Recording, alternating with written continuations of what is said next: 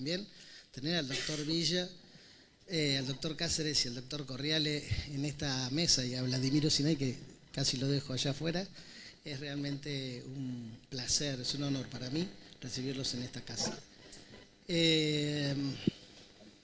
Recién decíamos, trajimos a todos los viejos. Menos a Célica, pero trajimos a todos los viejos, los que hace muchos años que estamos en este tema. Así que bueno, gracias a ustedes también. Por supuesto, gracias al hospital, porque siempre nos apoya y nos da la posibilidad de poder hacer estas actividades. Gracias a la industria que también colabora, nos ayuda mucho para poder hacer el streaming, para que estemos en directo con el resto del país. Creo que tenemos alrededor de 120 inscriptos por streaming en el país, así que gracias a ustedes por haberse inscrito. Y gracias al resto del equipo de neurología, a todos, ¿sí? Porque sin todos ustedes esto es imposible, no es el trabajo de uno, es el trabajo de un equipo que estamos tratando de cada día avanzar más. Hacemos esto para los médicos jóvenes, para que se capaciten más. Es una directiva de nuestro hospital. Y agradecerle específicamente a la doctora Tarula, que se pone siempre al hombro las actividades docentes, a Valeria, que está ahí atrás, gracias, y a la doctora Páez, que no la veo por ahí también, que también se puso muy encima toda esta jornada. Quiero invitarle a que nos dé algunas palabras de bienvenida al director Carlos Damín. Carlos. Gracias, Daniel. Buen día, ¿cómo les va? Es para mí realmente un orgullo. Primero, ser el director del hospital, y que es mi casa desde hace muchos años. Y además por este tipo de actividades. Estoy convencido de que un hospital de calidad no solo hace buena asistencia, y estoy convencido que lo hacemos, sino que hace mucha docencia y que hace investigación. Y la verdad es que es cierto, como decía Daniel, que para mí es muy, pero muy importante que el hospital desarrolle este tipo de actividades. Y además, como me decía Daniel también, con el prestigio de los invitados que tenemos. Así que gracias por la asistencia, gracias por la participación, gracias por venir al hospital. Nos encanta recibirlos, a los que no son de acá, y nos encanta que los de acá desarrollen este tipo de cosas que haga que la gente pueda venir y aprender o expresar o mostrarnos lo que sabe y que nos ayuda a aprender. Así que gracias, no más que esto, bienvenidos. Ojalá se repita seguido, y Daniel está mostrándome que viene haciendo bastante seguido este tipo de encuentros, así que bienvenidos nuevamente y gracias por estar.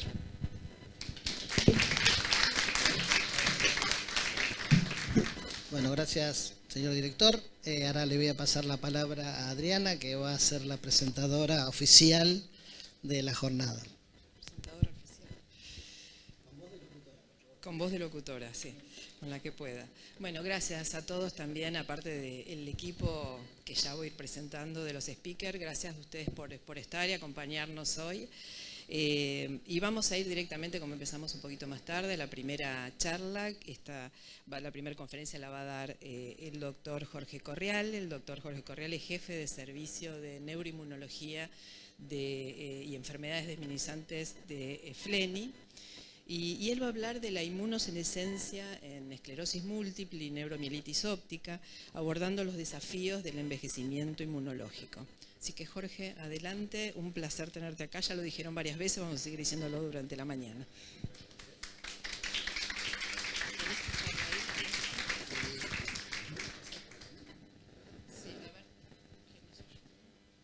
Por ahí sí, pero ¿para qué vamos a ver dónde está la presentación? ¿Es esta?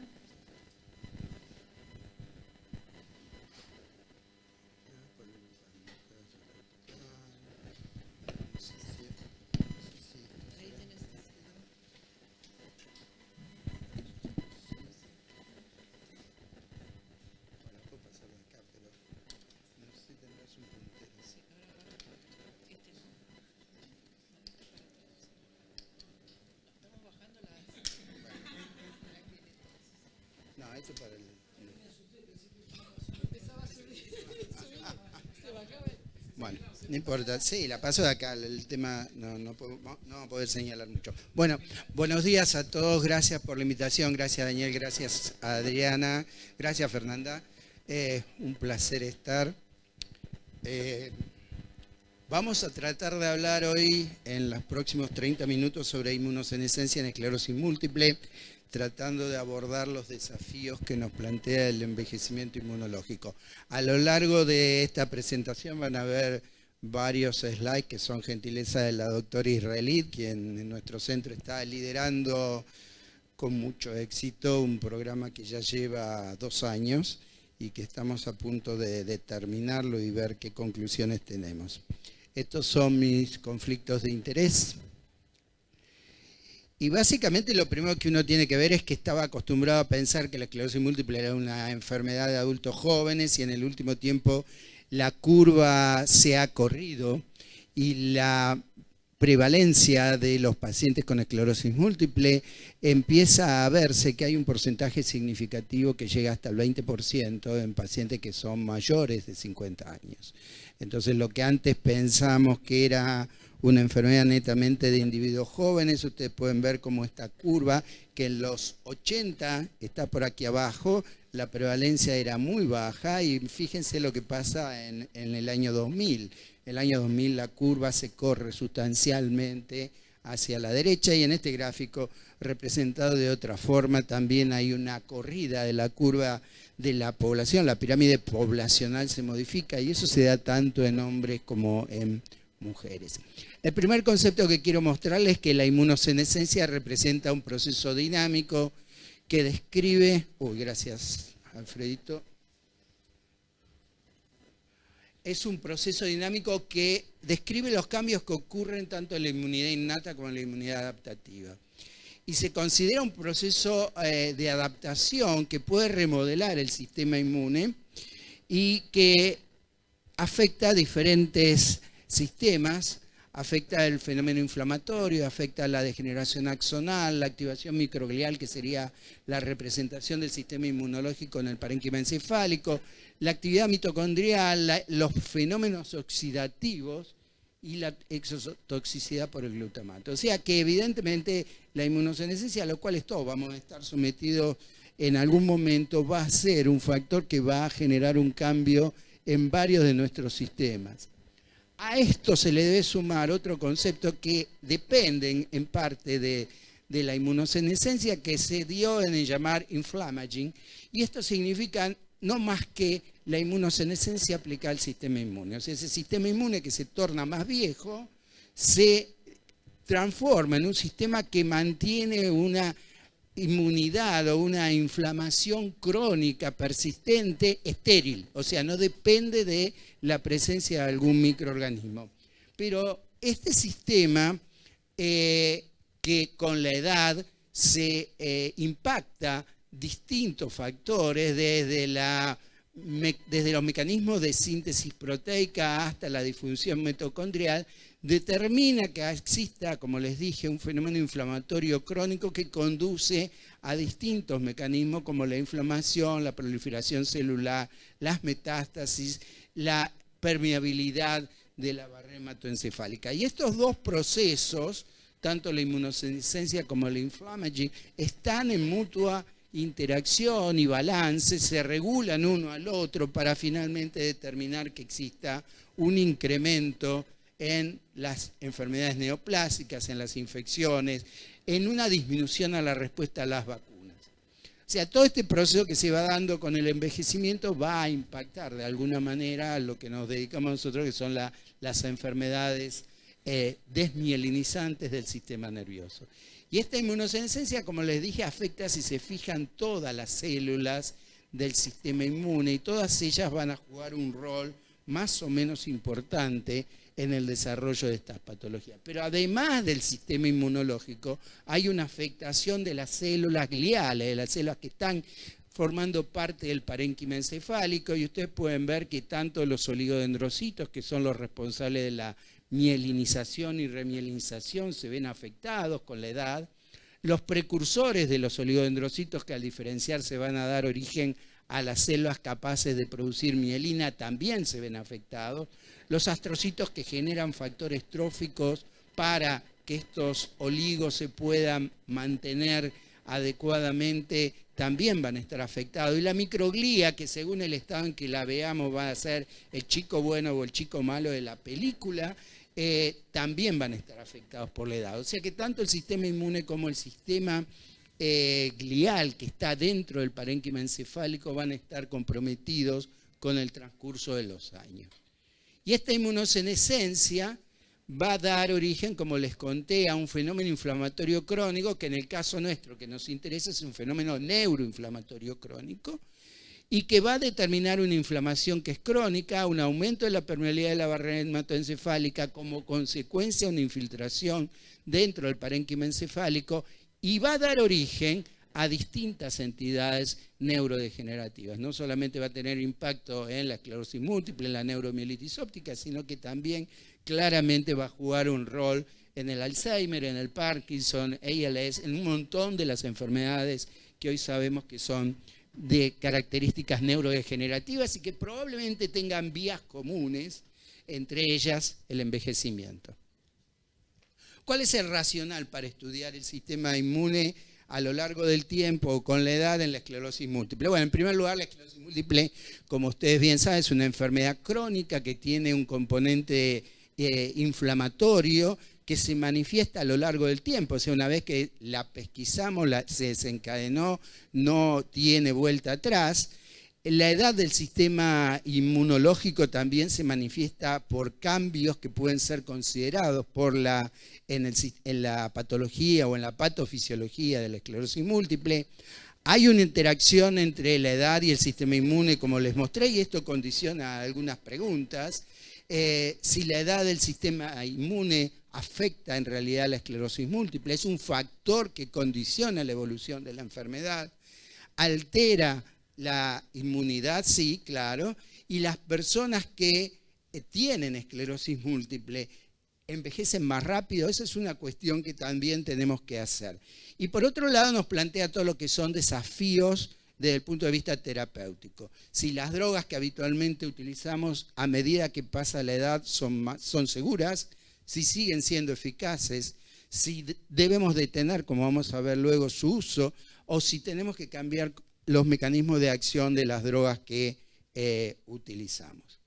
¿Qué pasa con la edad? En la esclerosis múltiple es asociada con un incremento de la prevalencia y de la severidad de las infecciones, una menor respuesta a las vacunas, un mayor riesgo de tener neoplasias, un incremento en general de otras enfermedades autoinmunes y un incremento en los procesos neurodegenerativos. O sea, todo eso son cosas que a medida que los años van transcurriendo tenemos que sumar al difícil manejo que ya tiene la esclerosis múltiple. Y esto nos plantea distintos desafíos. Nos plantea desafíos en el diagnóstico, en la evolución y en el curso de la enfermedad, en la elección de la terapéutica, cómo vamos a monitorear a estos pacientes y cuál va a ser el pronóstico y la respuesta que se va a ver a las drogas modificadoras de la enfermedad. ¿Cómo vamos a tratar a estos pacientes? ¿Lo vamos a tratar igual que un paciente diagnosticado a los 20 o a los 30 o va a tener un manejo diferente? El primer desafío, como les dije, es el diagnóstico. Y dentro del diagnóstico, el error más frecuente que observamos en la clínica es la confusión con la enfermedad de pequeños vasos.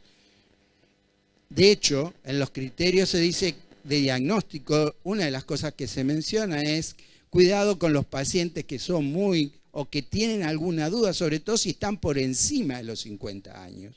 Porque esto es lo más frecuente que lleva al error diagnóstico. ¿Cómo podemos evitarlo? Bueno, es crítico que tengamos una anamnesis y un interrogatorio adecuado. Que tenemos algunas pautas que nos permiten hacer la diferenciación desde el punto de vista radiológico, el tener ciertas condiciones en la topografía de las lesiones, el tener cierto número de lesiones, el tener la resonancia de la columna cérvico-dorsal puede ayudar.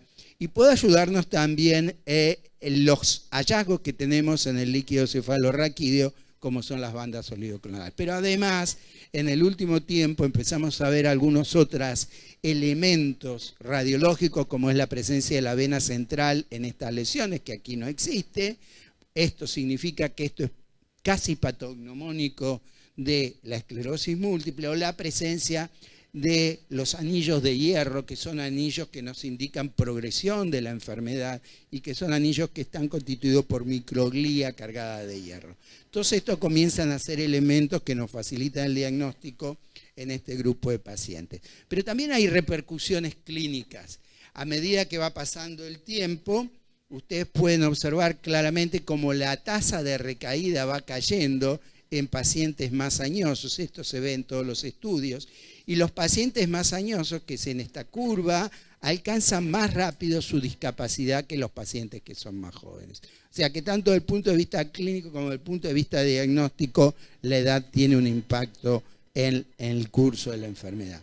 También tiene impacto en los hallazgos radiológicos. A medida que van pasando los años, la posibilidad de encontrar lesiones que refuercen con gadolinio, que en realidad lo que representan es fenómeno inflamatorio, que clínicamente lo verificamos por la aparición de tasas de exacerbaciones, también decae.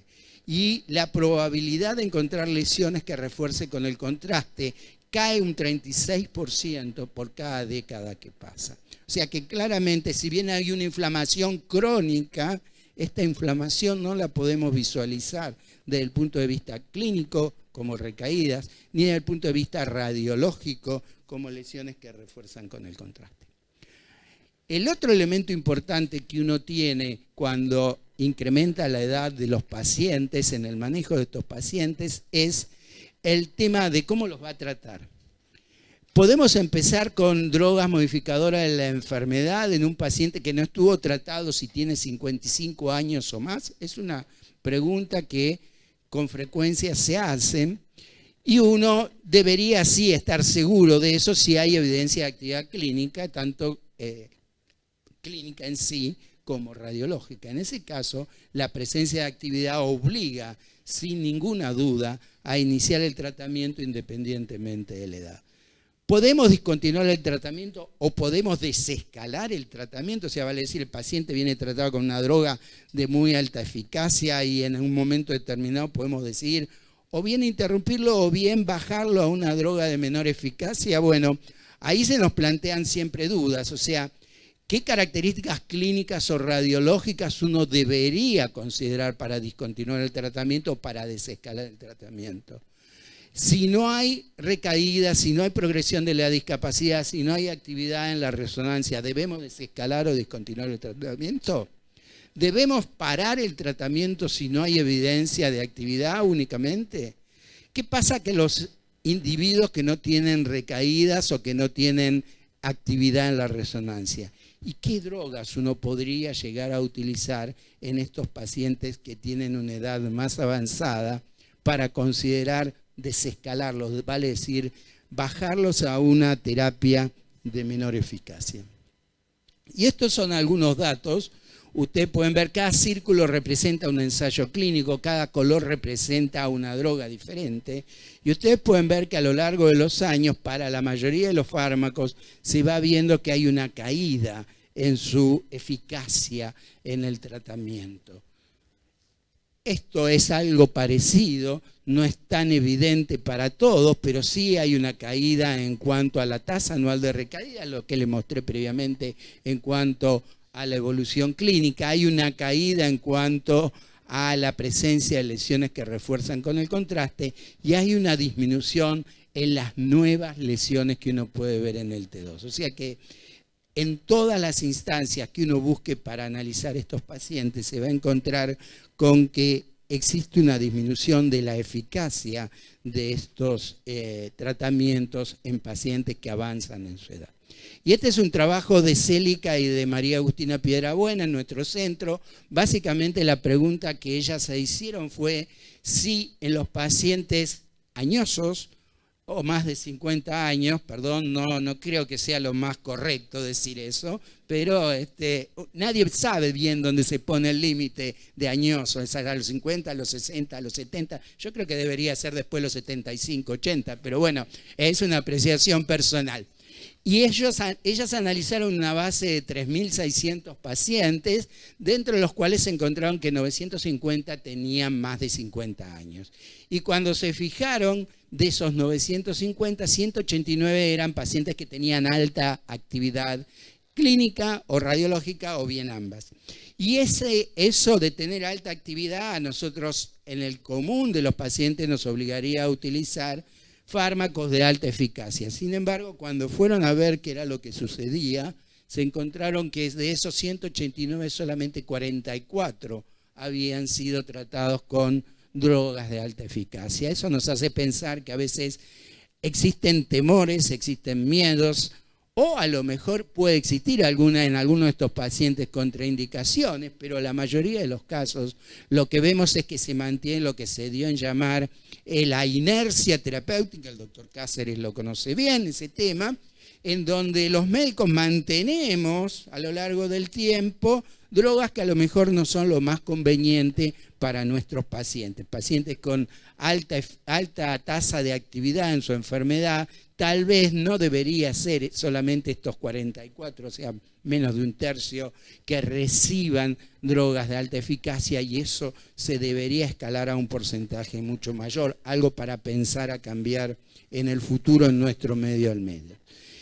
Y esto tal vez tenga relación con algunos de los temores que tenemos, que está relacionado con la seguridad de estos pacientes cuando son sometidos a estas drogas de alta eficacia. Seguridad que está relacionado con mayor tasa de infecciones, mayor posibilidad de que tengan infecciones, sobre todo infecciones oportunistas, reactivación de otras infecciones, como puede ser el virus de la varicela, o la posibilidad de que aparezcan otro tipo de infecciones oportunistas, por ejemplo, micóticas. Esto se podría evitar si uno tuviera la seguridad de que los pacientes están adecuadamente vacunados en tiempo y forma.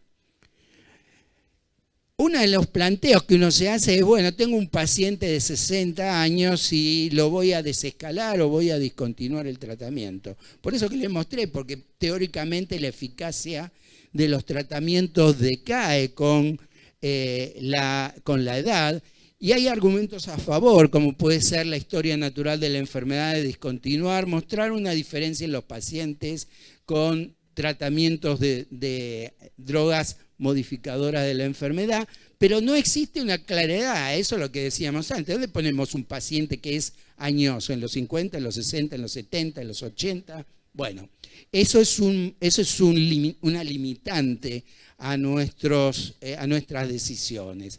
¿Tiene el mismo efecto la droga en un paciente añoso que en un paciente más joven? Puede existir rebotes, sobre todo después de la discontinuación de fingolimod o de natalizumab. Desconocemos el efecto que tiene sobre la función cognitiva o sobre el volumen encefálico, y existen controversias en relación a la calidad de vida que puedan tener esos pacientes. Y un estudio que trató de responder esta pregunta y que lamentablemente la respuesta fue un gris, fue un estudio que se dio en llamar DISCOMS. El DISCOMS es un estudio de limitación de baja inferioridad, y dio un gris, porque lo que demostró fue que los pacientes que continuaban, esta es la línea roja, versus los pacientes que interrumpían el tratamiento, había una variación del 7% en cuanto a presentar nuevas exacerbaciones. Este estudio, al ser un estudio de no inferioridad, le quita peso a ese hallazgo, y entonces todavía estamos en un gris en saber qué es lo que sucede. Tal vez con otro diseño del estudio los resultados hubieran sido más claros y podríamos tener una respuesta más apropiada. O sea que el paradigma del tratamiento a lo largo de la vida debe ir ajustándose, sin duda. En individuos jóvenes, los que tenemos que tener un diagnóstico temprano y un tratamiento temprano, y monitorear y vigilarlo a lo largo del transcurso de su enfermedad. Y al alcanzar cierta edad, de vuelta, no sabemos cuál de ellas es, tratar de reevaluar el tratamiento, monitoreándolo y ver si ese tratamiento se puede mantener, se debe cambiar, ya sea aumentando la intensidad de ese tratamiento o desescalando ese tratamiento. Pero esto requiere un transcurso o una evaluación a lo largo del tiempo o de la vida de ese paciente. Otro problema que nos vamos a encontrar en el manejo de los pacientes con esclerosis múltiple o con neuromielitis óptica a lo largo del tiempo es el aumento de las comorbilidades. Es lógico pensar que con la edad aumentan las comorbilidades, aumenta la incidencia de diabetes. Ustedes se pueden fijar que estos son pacientes que tienen más de 60 años, 45 a 59 y 20 a 44. Claramente aumenta la incidencia de diabetes, aumenta la incidencia de hiperlipemia y aumenta significativamente la hipertensión arterial. Todos factores que pueden llegar a impactar en el curso de la enfermedad, incluso a veces como factores confundidores.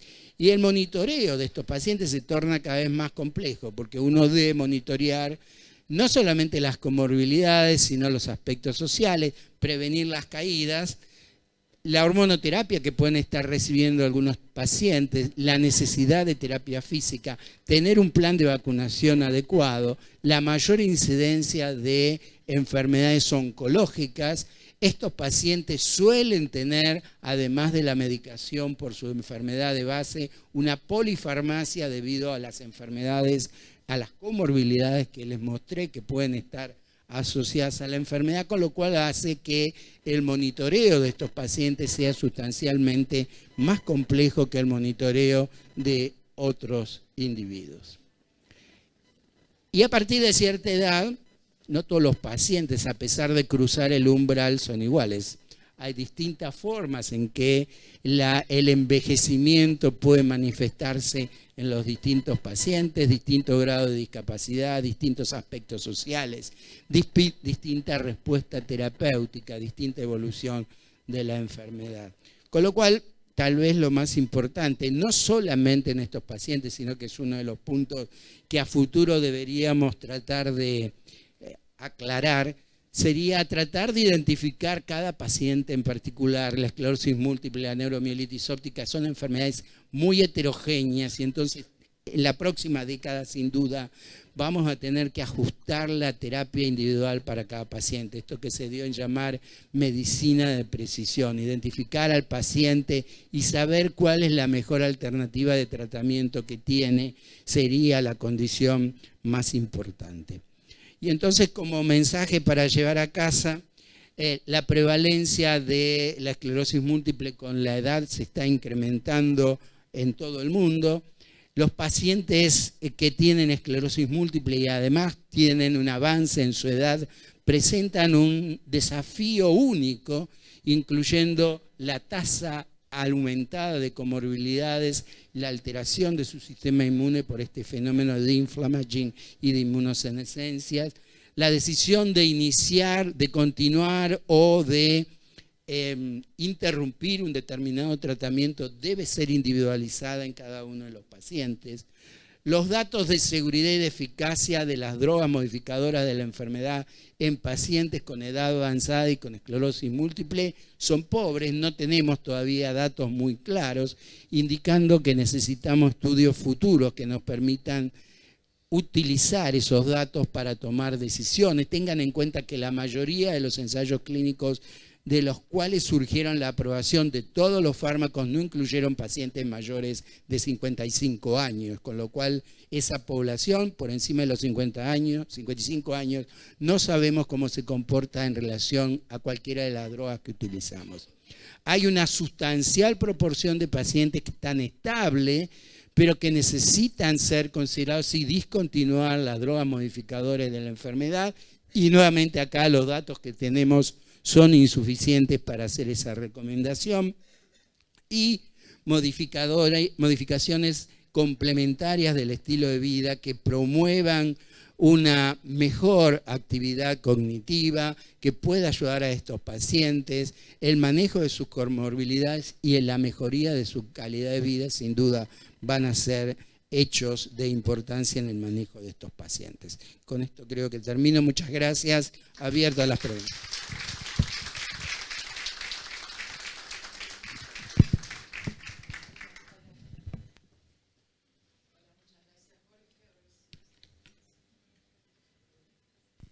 Hola, ahí está. Bueno, muchísimas gracias. Planteaste unos interrogantes que todavía nosotros los que hacemos esclerosis múltiple y neuromielitis. Célica los va a responder. Los va a responder. Exactamente, iba a esa. Célica, que para los que no lo saben, se formó en esta casa, así que, exactamente. Así que es un doble orgullo tener esta reunión. Sí, la verdad que es interesante porque los que no están acostumbrados, que hay gente mucho más joven que no están específicamente haciendo esta patología, es importante que tengan en cuenta que todo esto que comentó el doctor, de tener en cuenta que los pacientes son más grandes, que tienen que tener un montón de aspectos y controlar un montón de aspectos de los pacientes, como la hipertensión, como si son personas mayores, tener en cuenta todo lo que tiene que ver con lo hormonal, pero fundamentalmente con todo, por ejemplo, un plan. Yo cuando vos hablabas pensaba en el plan de vacunación, cómo armar un plan de vacunación para ellos que, según vos decís en la inmunosenescencia, el efecto de las vacunas disminuye, ¿no? Entonces, ¿cómo armar todo ese plan? Y siempre se necesita un equipo multidisciplinario, no es exclusivamente el neurólogo. Sí, el neurólogo especialista, pero no necesitamos tener siempre los clínicos, los urólogos, los endocrinólogos, aparte de la rehabilitación física, pero es importante, y cognitiva, pero es importante que tengamos en cuenta eso. Preguntas. Tenemos 2 minutos para preguntas. Jorge, muchas gracias por la presentación.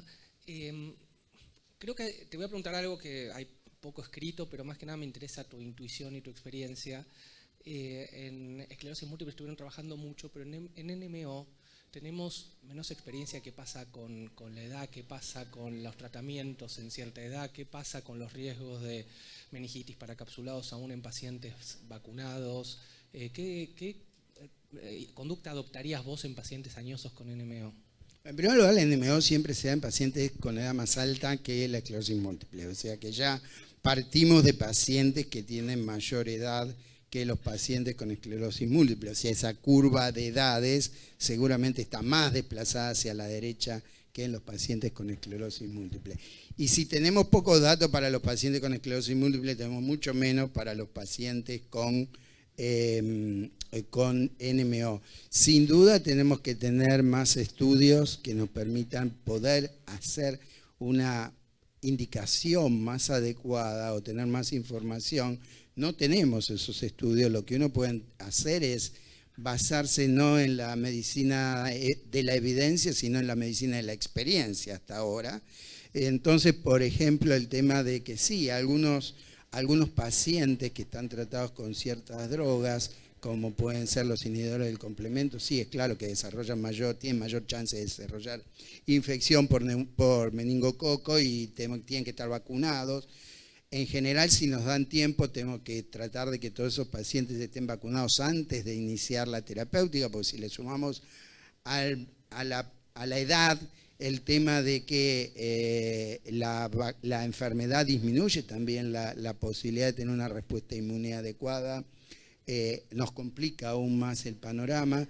Y la idea es que estos pacientes que vayan a recibir alguno de estos tratamientos modificadores de la enfermedad estén vacunados de antelación para impedir de que se pueda desarrollar alguna infección concomitante. A veces podemos, a veces no podemos. Hay ciertas vacunas que requieren 2 dosis, no debemos esperar a la segunda dosis, podemos hacer la primera dosis y eventualmente esperar 2 semanas y arrancar el tratamiento, pero todo va a depender de cada paciente en particular. Tenemos que lidiar con las neoplasias, claramente.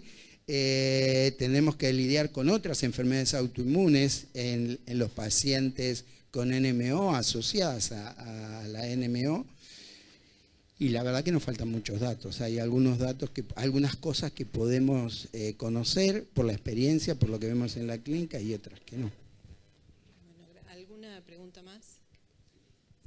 Jorge, con respecto a este tema, porque es probable que vamos a hacer el diagnóstico en personas de mayor edad.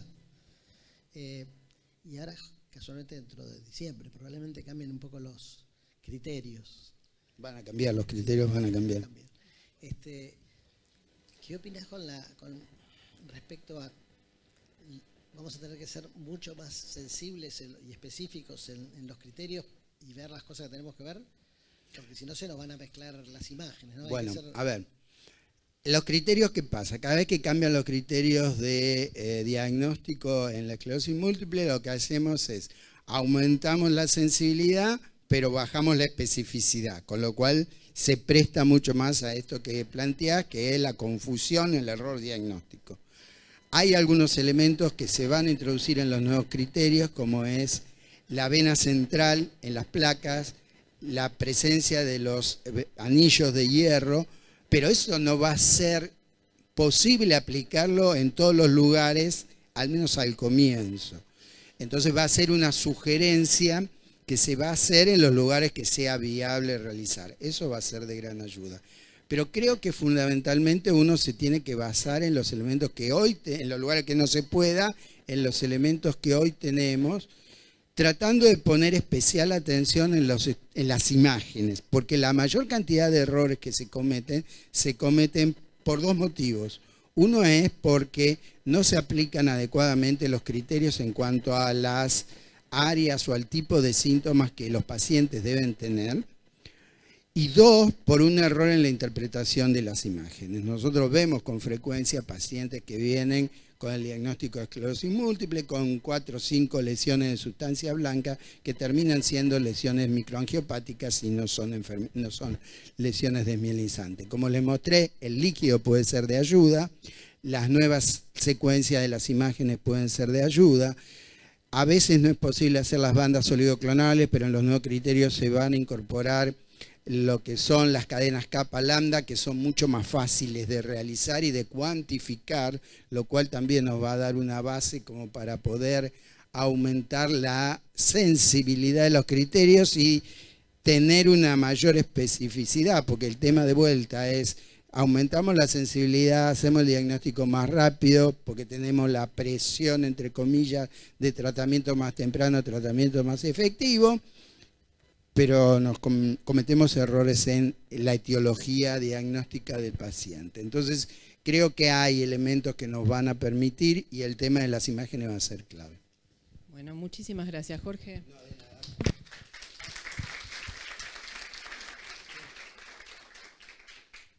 Bueno, ahora nuestro segundo speaker va a ser el doctor Andrés Villa. El doctor Andrés Villa también nos acompaña ya en algunos eventos anteriores. Estamos haciendo muchas cosas juntos, por suerte.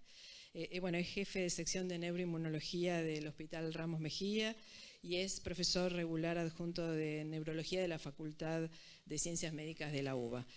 Y él va a hablar sobre las nuevas perspectivas en el diagnóstico de esclerosis múltiple y NMO y de biomarcadores. Andrés, todo tuyo.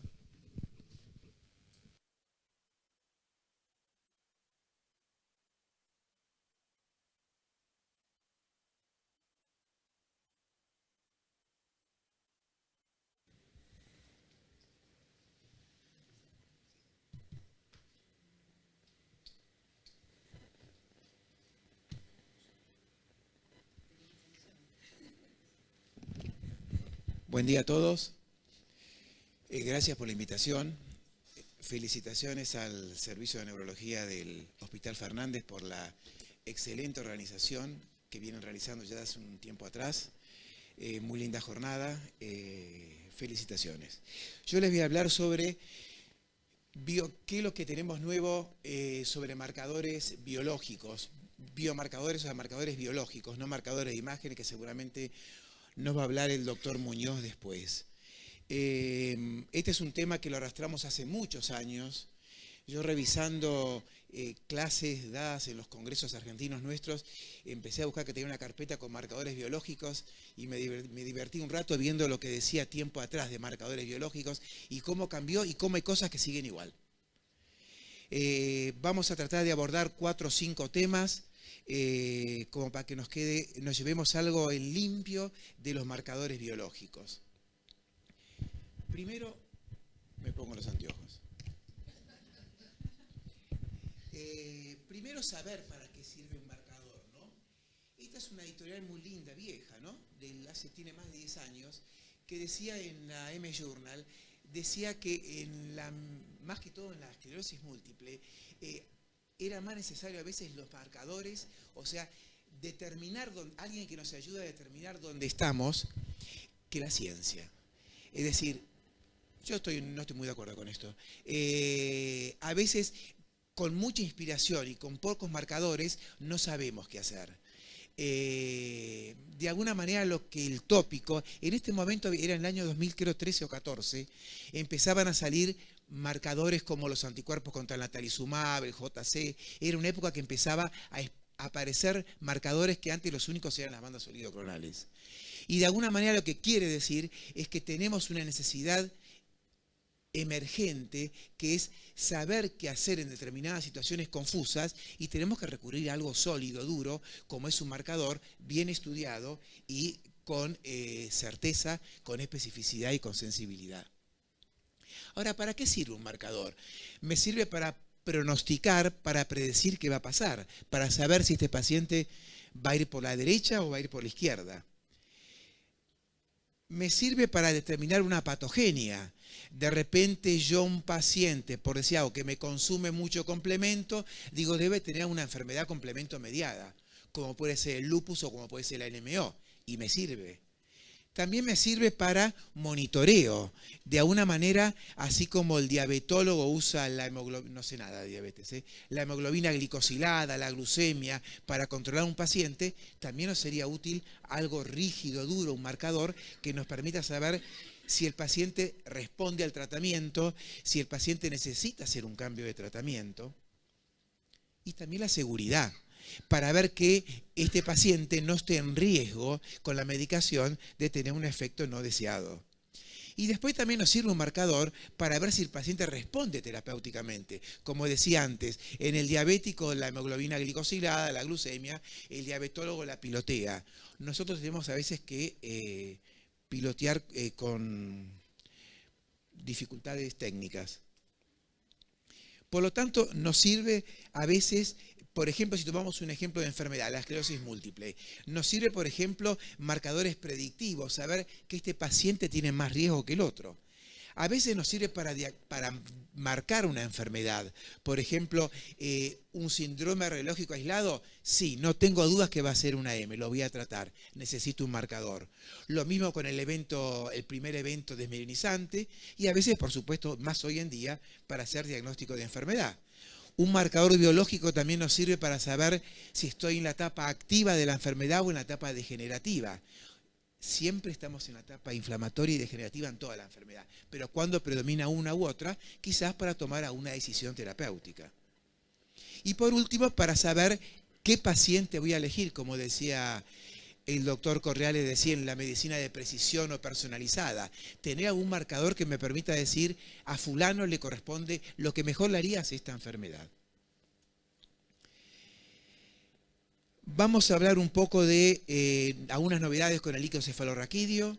Vamos a reforzar algunos conceptos sobre los anticuerpos anti-AQP4 y anti-MOG.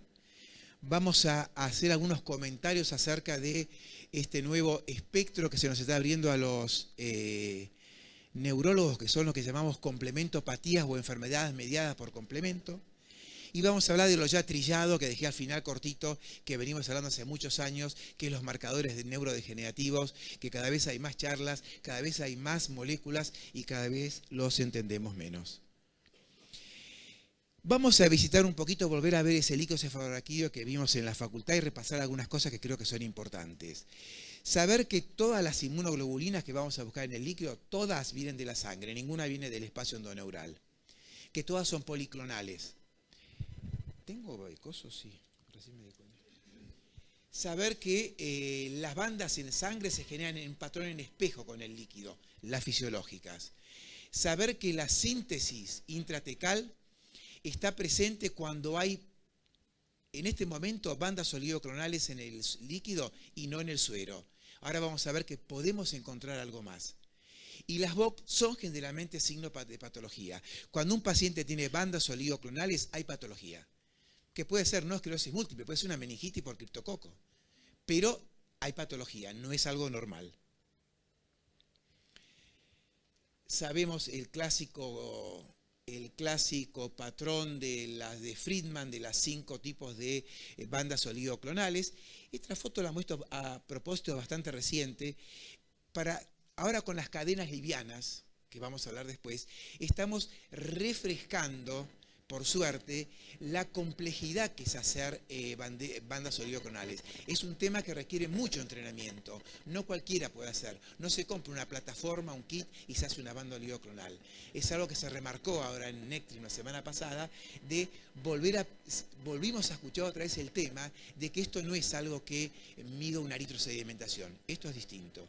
Recordamos que el índice de IgG, que es la relación que hay entre el suero y líquido, tiene un valor pronóstico, varía con el tratamiento y lo encontramos positivo en un 50, un 90%. Recordamos que las bandas oligoclonales, les recuerdo a los más jóvenes y a los más grandes también, que se ven un 95 a un 100% de los pacientes, son generalmente del tipo IgG1, no varía con el tratamiento y tiene un gran valor pronóstico y diagnóstico. Este es un interesante trabajo de Petzol, que ya en alguna oportunidad lo he mostrado, a mí me gusta mucho, donde ustedes saben que siempre que hacemos marcadores inmunológicos, siempre buscamos tiempo, ¿no? Decimos, un miasténico que tiene miastenia grave, si la hace un mes y la serología es negativa, repetíselo, le decimos. Un paciente que hace una neuritis óptica y pensamos que es una NMO y el AQP4 dio negativo, le decimos repetíselo. O sea, tenemos que esperar un tiempo que ese marcador se haga visible a los métodos diagnósticos. Bueno, también fíjense con las bandas. Este trabajo, yo saqué solamente una foto del trabajo de Petzol, donde muestra un paciente con diagnóstico de CIS, con bandas negativas, se lo vuelve a repetir y aparecen bandas positivas. Siempre en estos marcadores inmunológicos es bueno el tiempo, es bueno la paciencia, es bueno el volver a hacer lo que pensamos que era positivo y no fue. Bueno, ahora el índice kappa. El índice kappa ahora tomó mucho vuelo, lo comentó el doctor Correale recién y hubo charlas específicas en ECTRIMS porque van a ser agregados los nuevos criterios diagnósticos, el cual el doctor forma parte, el doctor Correale, de la decisión de los nuevos criterios diagnósticos. Y el índice kappa empezó, que es un índice viejísimo, uno encuentra trabajo de hace 20 años de cadenas livianas, 20 años, ahora parece que lo colocamos en la bandeja. Y repasamos así con una sola diapositiva para refrescar que cuando un linfocito B se activa, como saben, no vamos a hablar de toda la progenie, produce anticuerpos, pero siempre por diferentes mecanismos fisiológicos produce en exceso cadenas libres. ¿Se acuerdan que las dos FC, FAB, las cadenas livianas y pesadas, recordamos esta es una inmunoglobulina? Y fíjense cómo siempre se producen en exceso cadenas livianas, en exceso. Esto lo estudia hace años la hematología, porque tiene mucho que ver con todas las gamopatías monoclonales, el mieloma múltiple. O sea, esto para ellos es algo corriente. Nosotros lo estamos estudiando en la enfermedad hace mucho tiempo, pero ahora ya yo creo que está definido el tema. Está definido que las bandas, mira, tengo las bandas de antes, que el índice kappa, que es índice de cadenas libre kappa, tiene un valor diagnóstico en la esclerosis múltiple y va a ser incorporado en los nuevos criterios diagnósticos que se llamarán Jorge 25, ¿no? No, 24, 25. El 25. Sí. Y vamos a hacer algunos conceptos nada más a la hora de respetar el horario, que tenemos que hablar de otras cosas. Primero, saber que el índice kappa va a tener utilidad diagnóstico en la esclerosis múltiple. Va a ser una herramienta más que te vamos a tener a mano para el diagnóstico.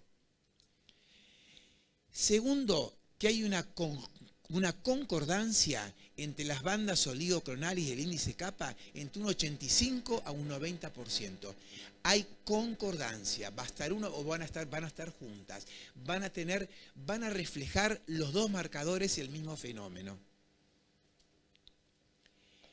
La incorporación del índice kappa en los nuevos criterios diagnósticos de M ya es un hecho. Ya va a aparecer, como decíamos recién, publicado el año pasado. Por lo tanto, insisto, va a ser un nuevo marcador para hacer diagnóstico de la enfermedad.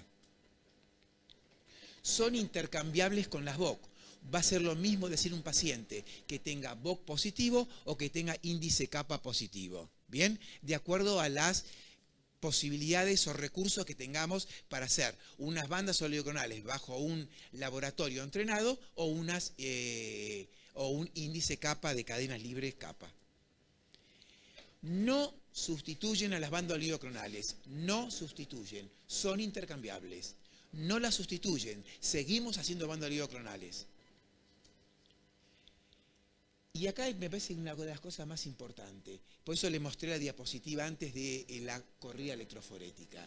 Es cuantificable, se hace con plataformas comerciales, no es complejo hacer para un bioquímico bandas kappa, o sea, índice de bandas de cadenas livianas libres. Y no requiere el entrenamiento de las BOC.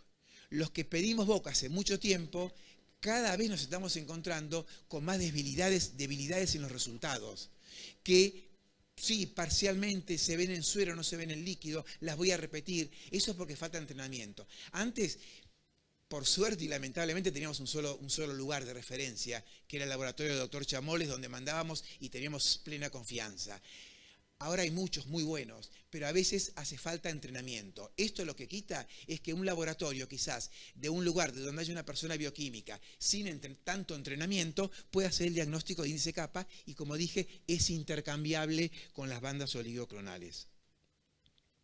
Esto es un ejemplo de lo que hacemos nosotros con el Hospital Durán, que estamos haciendo bandas libres hace un tiempo. El año pasado la doctora Ramos, que es la bioquímica, si recuerdan, que obtuvo un premio en el Congreso, hizo una revisión de cadenas libres y mostró un extenso trabajo con experiencia que tenemos en conjunto. Y esto es lo que hacemos nosotros. Esto es lo que hacíamos clásicamente, el índice IgG y las bandas. Y esto es lo que hacemos. Lo que vamos a hacer ahora todos, el índice de cadenas livianas kappa. Fíjense, este es un paciente con una M que le hicimos bandas oligoclonales y tuvo un índice de kappa de 150 para un corte de 3, o sea, altísimo. Ya este paciente no tengo que hacerle BOC. Ya tengo un marcador suficiente para usarlo en el mecanismo de los criterios diagnósticos, donde decimos tiene más de una lesión, 2 lesiones, con rima, anillo, todas esas cosas. Bueno, ya con esto nos alcanza. Es muy importante el concepto de que no son intercambiables y hay alta concordancia con las BOC. Fíjense qué interesante este trabajo. Es de ahora hace muy poquito, donde el grupo de Innsbruck, del doctor Eisenhammer, que trabaja con esto, como les digo, hace más de 20 años, con cadenas livianas, y lo que él hizo es, trató de buscar a un factor predictivo independiente juntando las cadenas livianas kappa, esto está recién publicado, y los neurofilamentos livianos, como vamos a ver al final. Y fíjense, bueno, encontramos mucho más altos en los pacientes con M, pero quiero que se fijen en este cuadro. Fíjense, acá tenemos la línea de las cadenas kappa y acá tenemos la de neurofilamentos. Fíjense que cuando aumentamos en índice de cadenas libres y aumentamos en el tenor de neurofilamentos, esto es un trabajo a 4 años esperando una recaída. A 4 años esperando que el paciente tenga una recaída. Cuando juntamos los niveles altos de NFL y los niveles altos del índice kappa, la probabilidad de no tener una recaída es bajísima. O sea, juntando los dos marcadores biológicos, nos predice cómo va a ir el paciente en adelante. Este es un trabajo hecho en menos de 100 pacientes. Es chiquito. Seguramente lo deben estar haciendo la corte más grande. Pero fíjense qué importancia. Están apareciendo 2 marcadores que están indicando pronóstico. De un paciente que hizo un evento que va a tener en menos de 4 años, va a tener una nueva recaída. Capaz que va a ser necesaria para el diagnóstico o capaz que va a ser necesaria para tomar una conducta médica terapéutica. Avanzando con marcadores biológicos, vamos a hacer algún pequeño... Se imaginan que esto da para hablar un montón, ¿no? Pero vamos a tratar de hacer lo más práctico posible y compacto. Vamos a hablar ahora de anti-AQP4 y anti-MOG, que son 2 nuevos marcadores diagnósticos en este grupo de enfermedades que vemos nosotros y que tienen una relevancia notoria hoy en día. Ya conocemos todo dónde están ubicadas, lo hemos visto muchas veces. Antes no teníamos ni idea que en el pie del astrocito había AQP4 hace unos años.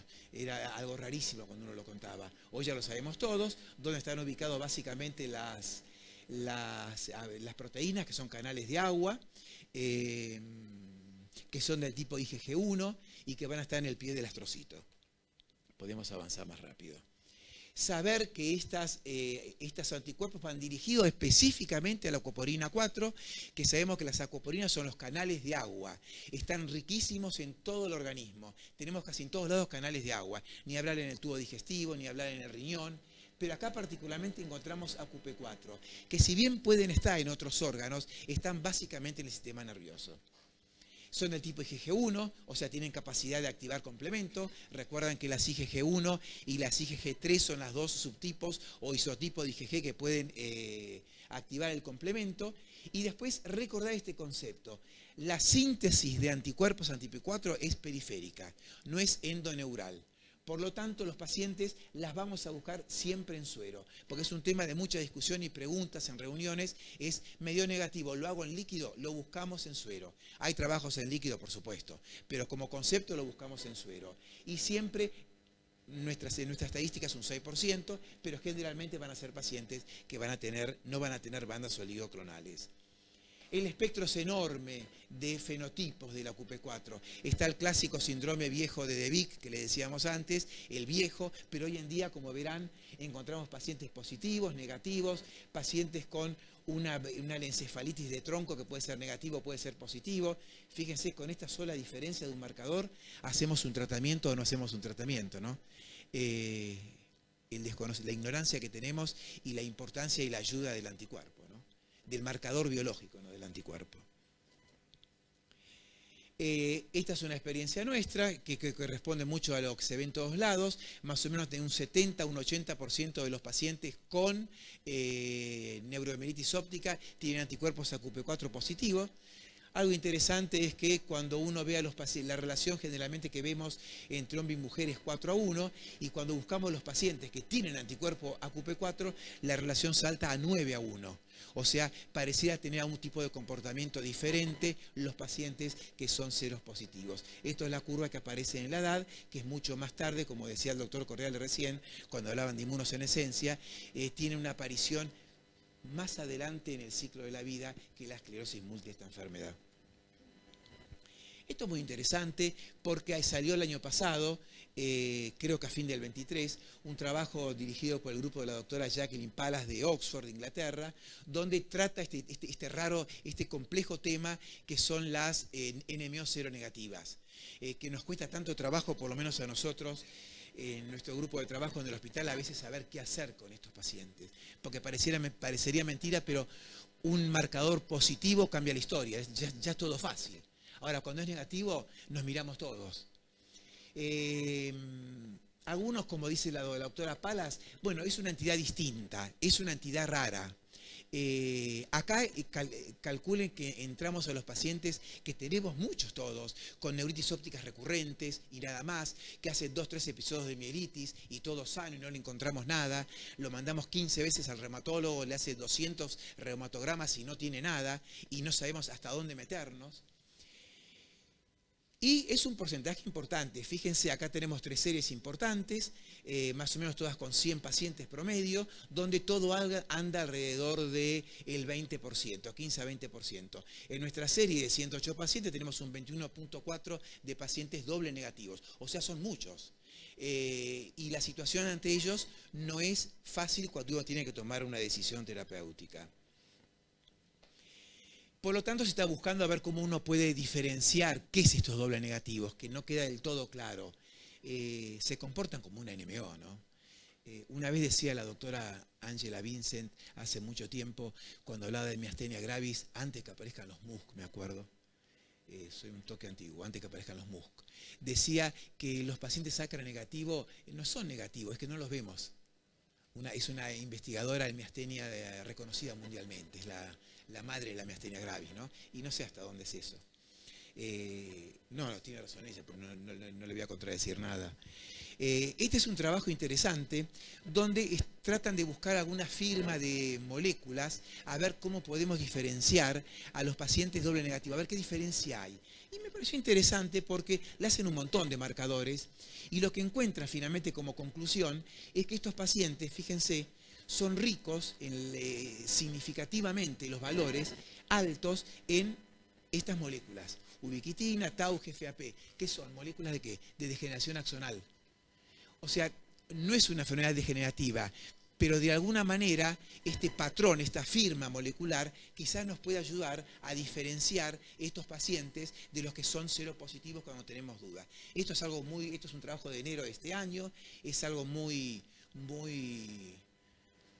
en pañales, pero bueno, de alguna manera el mundo está estudiando realmente este cuestionamiento de qué son las dobles negativas. Vamos a los anti-MOG.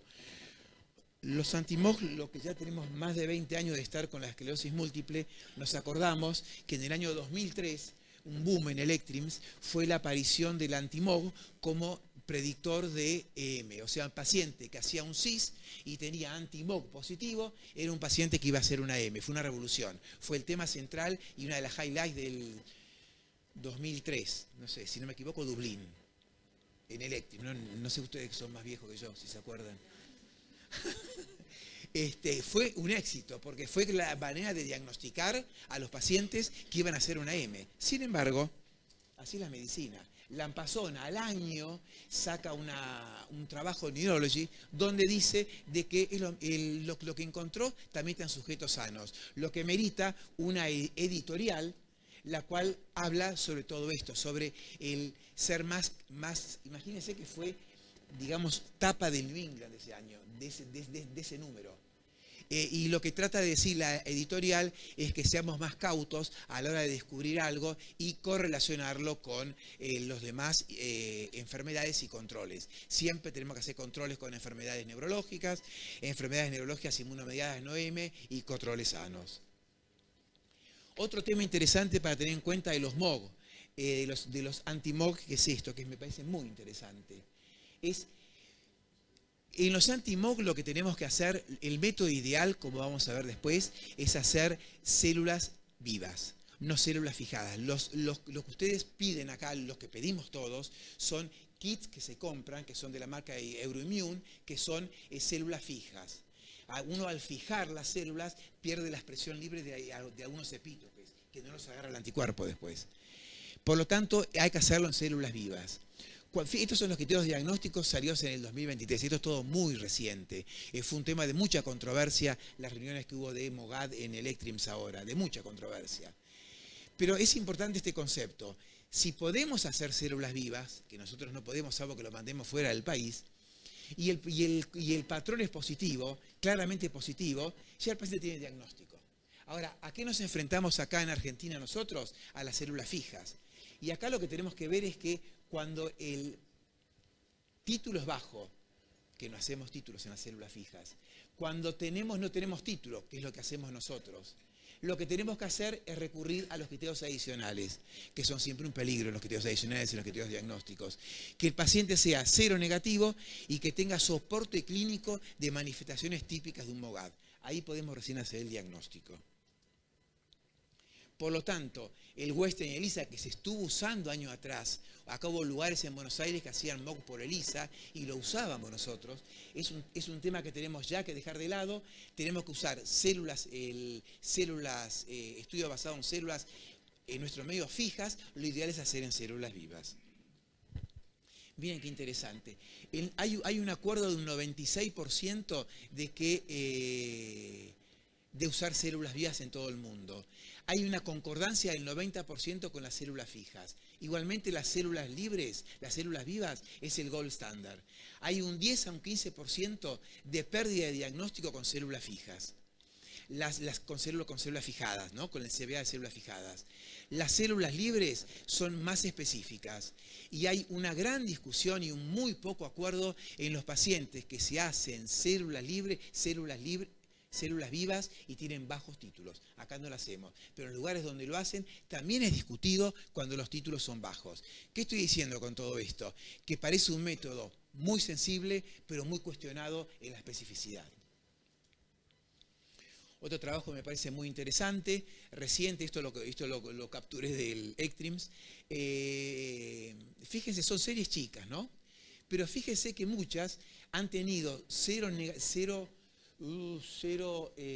negatividad, o sea, no presente MOG en suero, y fíjese, 19, 20, 12, 7 apareció en líquido. O sea, pacientes con MOGAD que quizás sean un MOGAD y tengan negativo en el suero, es una alternativa a tener presente o estudiar a ver la utilidad que tiene el líquido. Lo mismo se ha encontrado la presencia de, siempre buscamos, ¿se acuerdan que eran IgG, IgG1 anti-MOG? Se han encontrado casos con pacientes con IgA, que eso no lo marca el kit que tenemos, porque marca IgG. Nos da negativo para IgG anti-MOG, pero capaz que es positivo para IgA anti-MOG. Y lo mismo para ahí se han encontrado casos, Jairus han encontrado casos con IG3 positivo, que este es más lógico porque pega complemento, ¿no? Porque activa complemento. Siguiendo con los marcadores biológicos, tres comentarios. Primero, bueno, ya todos volvimos a aprender el sistema de complemento que nos habíamos olvidado de la facultad, con todo este boom que hay ahora último de la intervención del complemento en muchas enfermedades, en algunas más que en otras. Y acá el concepto que yo quiero dar, no voy a hablar de complemento, pero es dos conceptos. Primero, que siempre teníamos la idea, y decíamos en las clases, que, por ejemplo, en la NMO y en los casos periféricos, también en la miastenia gravis, el daño era por el complejo ataque membrana, que hacía un agujero en la célula y toda la historia y la muerte celular. Bueno, hay algo también muy importante que es la inflamación.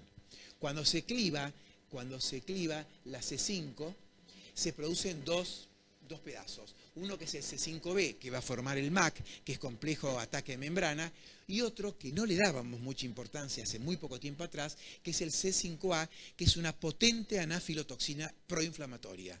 Y hoy parece tener cada vez más importancia en la neuromielitis óptica. Recordar es importante que los diferentes isotipos de IgG van a tener diferente comportamiento. Por eso lo importante de saber si es 1, si es 2, si es 3. Esto es importante también a la hora de tomar decisión en la medicina personalizada o la medicina de precisión. Como yo les decía recién, el C5a se ha visto que está asociado al curso clínico y a la severidad. Hay varios trabajos ya que muestran la diferencia tanto en líquido como en suero. Uno pensaba que era solamente en líquido.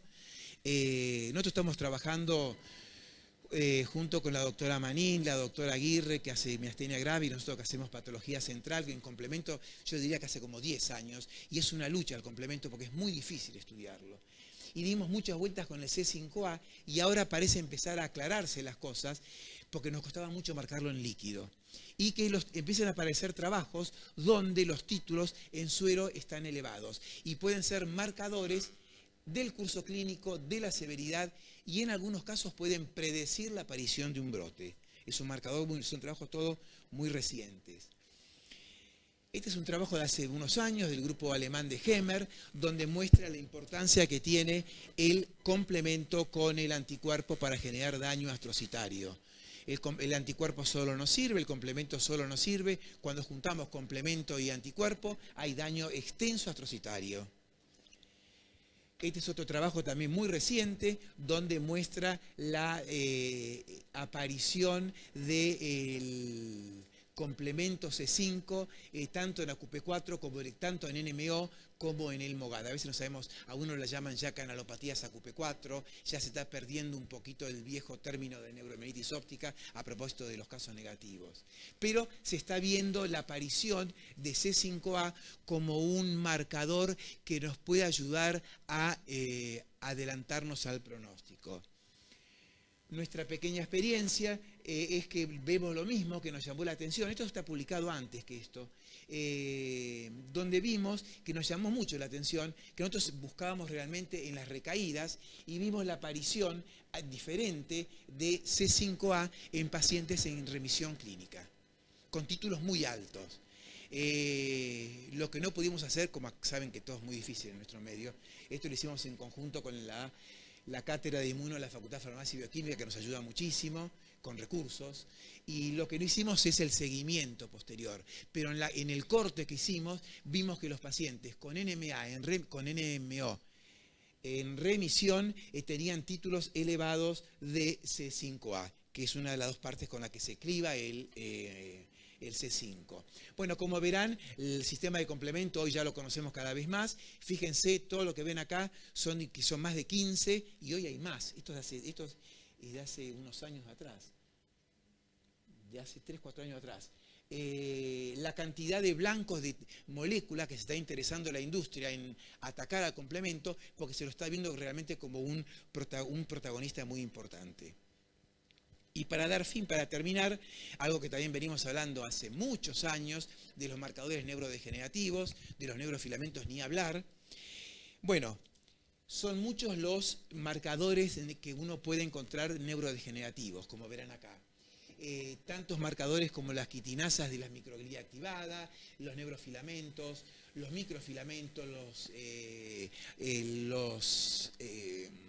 los aspartatos, citoquinas inflamatorias, osteopontinas, hay un montón, ubiquitinas, quitinasas, hay un montón de marcadores neurodegenerativos, hay un montón de trabajos, nunca tan definidos. Ahora recién en ECTRIMS se habló un montón de neurofilamentos, han ganado premios con trabajos de neurofilamentos, pero es algo todavía, no sé si metodológico, porque no tenemos capacidad de recursos, todo el mundo de tener las máquinas para poder dosarlos, por qué o por qué no, pero todavía, si yo no me equivoco, Jorge, en los criterios diagnósticos no están neurofilamentos. Claro, todavía no entran, fíjense, con los años que se está estudiando. Cuando uno entra a revisar los trabajos más importantes, siempre hemos visto la asociación, fíjense, de los fenómenos degenerativos, secundaria progresiva o primaria progresiva, asociada a marcadores de daño axonal. Siempre lo hemos visto.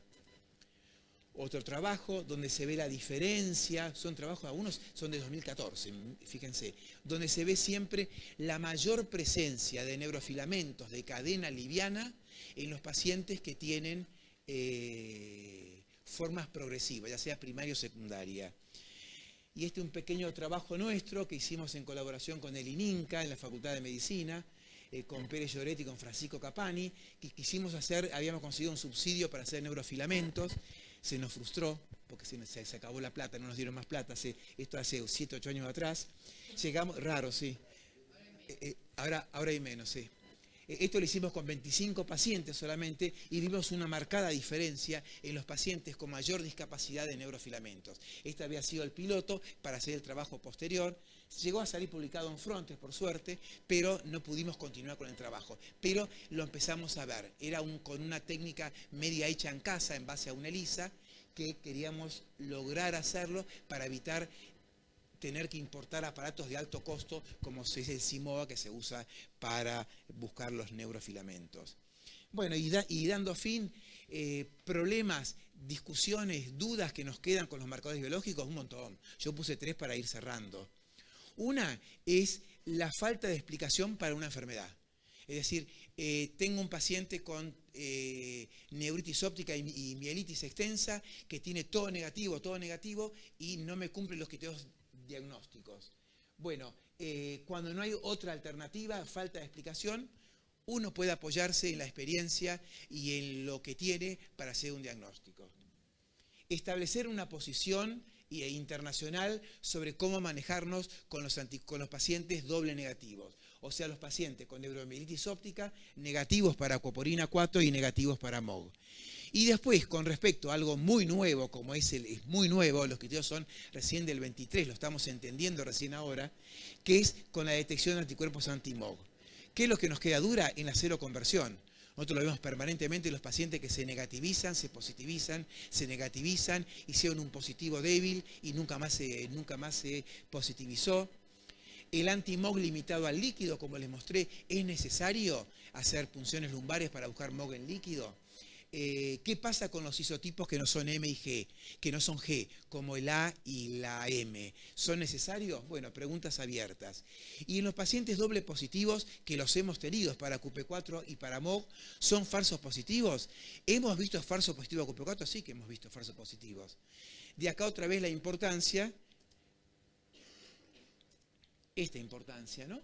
de estar en permanente contacto con alguien que haga bioquímica y que es quien nos hace los biomarcadores, para poder conversar con ellos y de repente cuando viene eso que nos ponen débil positivo, explicarles qué pasó, repetir el método si hace falta y si no buscarle la vuelta a ver ¿qué otra cosa se puede hacer? Por ejemplo, diluir el suero, concentrarlo. Hay muchos métodos en la bioquímica que se pueden hacer para solucionar cuando un marcador, el resultado es gris. Bueno, nada más. Muchas gracias.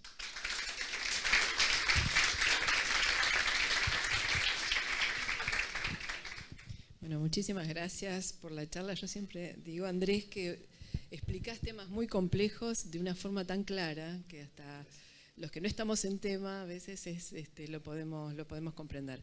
Te aclaro algo más, Electrims es el del 2001, ¿te acuerdas de las Torres Gemelas? Wow. Exactamente, y se ve que todos ellos no fueron, parece que fuimos nosotros dos nada más. Bueno, fueron a todos los anteriores. Todos los anteriores, claro. Así que bueno, preguntas. Preguntas.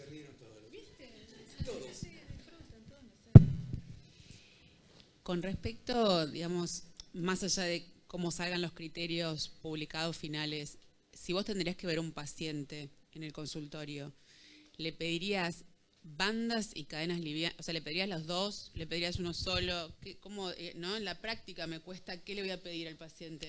¿Qué le vas a pedir? Viste que te dije que tiene una alta concordancia y te dije que no son intercambiables. Sí. Si vos tenés un laboratorio de confianza y de seguridad que hace bandas cerebrocanales, le pedís VOC. El otro se hace con una plataforma, es como una medición, se compra, yo lo he visto hacer ahí en el Durán, y se mide como una inmunoglobulina. O sea si, es más fácil. Claro, pero si tengo bandas, no le pido bandas y cadenas. No. Ah, ok. Sí. Perdóname, Valerie. El tema es que, cuidado que ahora se está haciendo bandas por todos lados. Viste que mandás a un laboratorio en Neuquén y lo derivan a un lugar que no sabes dónde y te viene el resultado de las bandas. No sabes quién lo hizo, cómo lo hicieron. Pero si las bandas dan negativas, ahí pedirías cadenas. No tiene síntesis intratecal, no tiene reactivación inmunológica medible en el líquido. Si no, entramos en un berenjenal. Por eso no son intercambiables y tienen alta concordancia, acordate de eso. Gracias, Andrés. No, se ve que estamos todos metidos en las cadenas capa porque nos interesan, obviamente, por la accesibilidad. Vos usaste un índice bajo comparado a lo que se presentó en Electrims. Ustedes usaron de 3.5 y en Electrims hablan 6.1, 5, sí. Porque no es menor en cuanto a la especificidad, me imagino, ¿no? No, el rango va de 6 a 20. El Hospital Durán, que tiene controles hechos un montón, lo tiene más bajo, 3.5. Entre 6 y 20 se consigue el rango, claro, entre 6 y 20. Igualmente cuando te viene como este caso de 150, no hay duda. El tema es cuando te venga un 5.6, ahí empezamos. Bien. No, un par de cosas. El año que viene también vamos a tener criterios nuevos de NMO. O sea, hay un grupo que estamos trabajando en los nuevos criterios de NMO. Y la madre de las batallas es los doble negativos. Hay 6 grupos, uno trabajando en NMO, doble negativos, y todas las reuniones son qué pasa con los doble negativos, y probablemente se agrupen como de alguna forma puso Jacqueline Palas, como un síndrome de NMO. El otro tema son los MOG negativos en suero. Kazuo Fujihara lo que vio es que pacientes con neuritis óptica o con encefalopatía cortical, que se ve más en los chicos, con convulsiones que tienen refuerzo en la resonancia y donde la sospecha es muy alta, en esos dos casos los anticuerpos en el líquido pueden ser positivos. O sea que esos dos casos son muy orientadores. La clínica que hay es muy orientadora. Así que eso sería. Y el tema de, como decíamos recién, o sea, si uno tiene bandas positivas, no tiene necesidad de hacer las cadenas capas. Si son negativas, tampoco. Siempre que se hagan con un método de isoelectroenfoque con una posterior fijación con inmunoglobulina G, que ese es el secreto y la complejidad que se le suma. Además, el tema de poder cuantificarlas es también un tema importante. Y nosotros comenzamos ahora en FLENI a hacer células vivas, con lo cual uno puede empezar a tener cuantificación, que es importante desde el punto de vista del pronóstico de los pacientes con MOC, sobre todo, porque sabe que a partir de cierto punto de corte tiene chances de que el episodio se repita, y si está por debajo de ese punto de corte a lo mejor merece más un seguimiento. Hace poco tuvimos un paciente en el hospital con una encefalitis autoinmune que no le encontrábamos la vuelta, y le mandamos el caso al doctor Graus a España para que nos dé una mano, se lo contamos por mail, y apenas lo vio nos respondió: pídanle MOG en el líquido. Y el paciente había sido una encefalitis anti-MOG. Por lo que decía el doctor Correale recién, de los casos donde uno más busca en el líquido es en los casos que hay más compromiso cortical. Porque no se olviden que dentro de todo el espectro de MOG, si bien el MOGAD es muy claro, también puede dar encefalitis. A veces cuando buscamos una encefalitis autoinmune y da todo cero negativo, tengan presente que hay casos de encefalitis automediada por anticuerpos anti-MOG. Bueno, muchísimas gracias. De nada.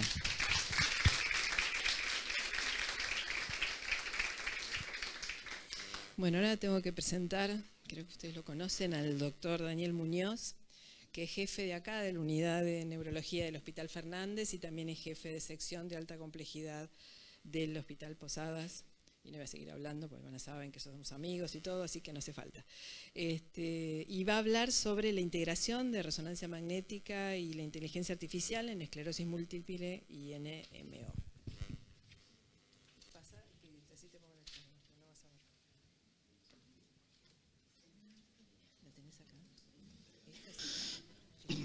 Buen día a todos. Bueno, yo no voy a agradecer porque lo hicimos nosotros, así que no voy a agradecer a nadie, pero les voy a agradecer a ustedes que están aquí presentes y a los que están por streaming. ¿Sí? Sí, no, esa es la de Vladimiro, la serie es la mía. La serie es la mía, la otra es... Bien. Bueno. ¿Cuánto influye o qué es la inteligencia artificial? Voy a tratar de no espoliarlo mucho al doctor Vladimiro Sinay, que seguramente va a dar una charla en referente un poco más a lo clínico y la inteligencia artificial, que a imágenes, pero que seguramente nos vamos a espoliar algunas cosas. Bueno, una definición es esto, ¿no? Es decir, ¿qué es la inteligencia artificial? Bueno, es encontrar una estructura, un proceso o algo que de alguna manera logre lo que logra el pensamiento humano, ¿sí? Que es aprender, de alguna manera... discernir, de una manera pensar y tomar decisiones finales. Esto es lo que es inteligencia artificial, pero en una estructura que no es humana. Prontamente lo vamos y lo vemos en humanoides, y ya lo vemos desde hace rato. Cuento una pequeña anécdota. Hotel, me faltaba papel, llamo, por favor me vean un papel, sí, al rato se golpeó la puerta, abro la puerta y me encuentro un aparato que abre una tapa y me dice su papel. O sea que esto de los humanoides viene y viene fuerte, ¿sí? Bien. ¿Cuánto influye la inteligencia artificial en nuestra vida? Impresionante. Si lo pensamos es increíble. Desde Siri, que le decimos algo, los que tienen iPhone o los que tenemos otro, tenemos a alguien que le decimos, che, ¿qué pasa con esto? Y te corresponde, o los chats GPT que te pido, che, decime tal cosa. Y te responde, mal o bien, pero te responde. Es bastante humano eso, ¿no? Que sea mal o bien, esto es bastante humano.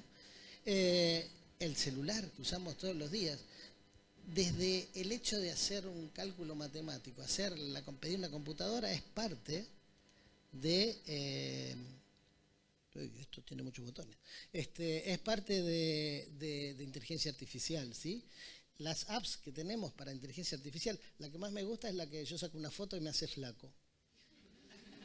Que me parezco cuando tenía 25 años y pesaba 58 kilos. No se crean, era cierto.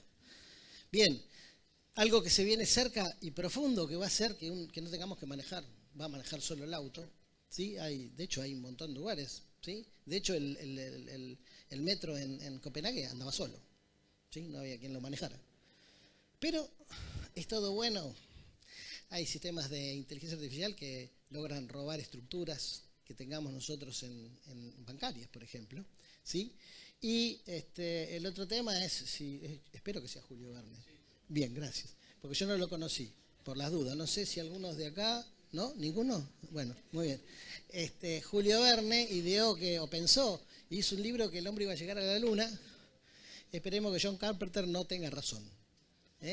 Y terminemos en algo parecido así, como una lucha entre el humano y la inteligencia artificial. Corto, la historia. El primero que desarrolla algo de inteligencia artificial fue Alan Turing. Hay una película, ¿la vieron? Es buenísima, ¿sí? Y el tipo lo que hizo fue este aparatejo gigante, que lo que hizo, logró descifrar el código alemán, ¿sí? ¿Qué hizo? Porque en realidad hizo lo que hacemos nosotros. Le logramos darle un código, una única palabra, y con esa única palabra él pudo desarrollar todo el código alemán secreto para poder definir, y en realidad definió parte de la guerra, ¿sí? E ideó un test que se llama el test de Turing, que la idea es que... ¿Vos lo vas a contar esto?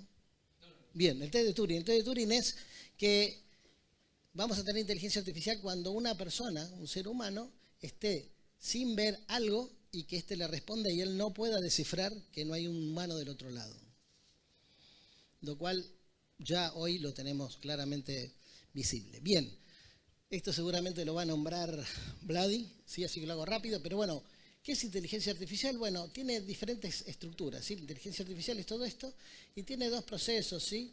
Uno es el Machine Learning y el otro es el Deep Learning. El Deep Learning es como una red neuronal, es lo más profundo.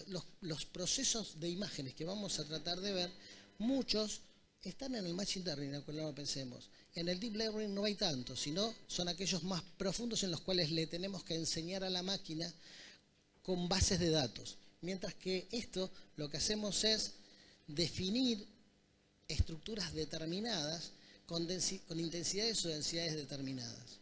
Por ejemplo, como le decimos a la máquina que nos mida de tal a tal intensidad y con algunas características determinadas, le enseñamos a la máquina a que procese y de alguna manera nos diga si eso es una placa desmielinizante.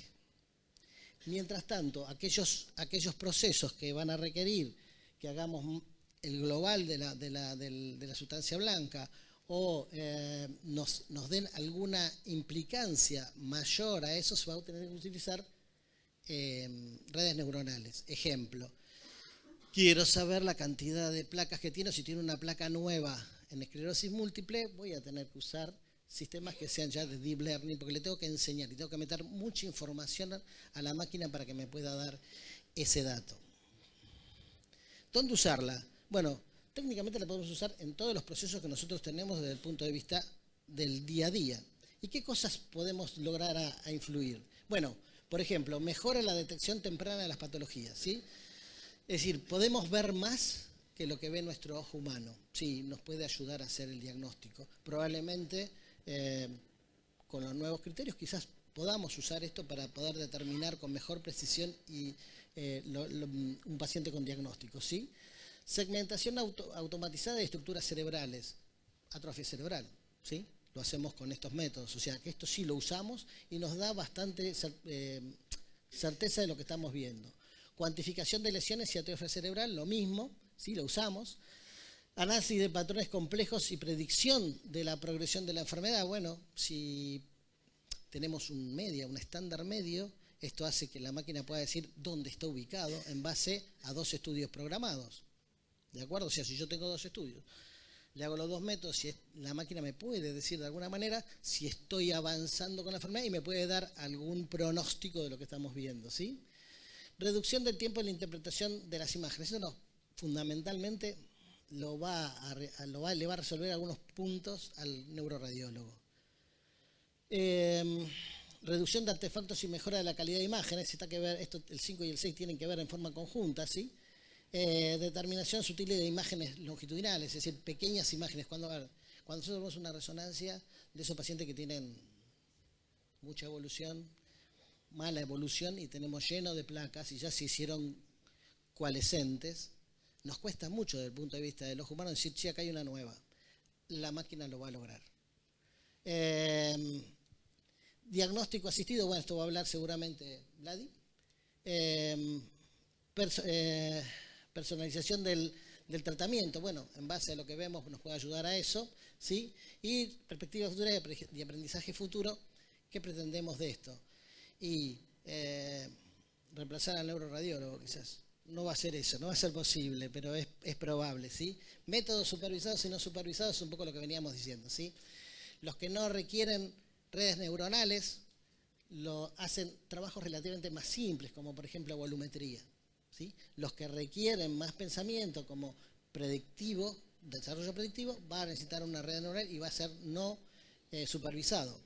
Esto además, ¿qué requiere? Que esto ya le di toda la información y la máquina lo hace sola, piensa sola. Aquí siempre va a requerir de que alguien supervise lo que estamos viendo.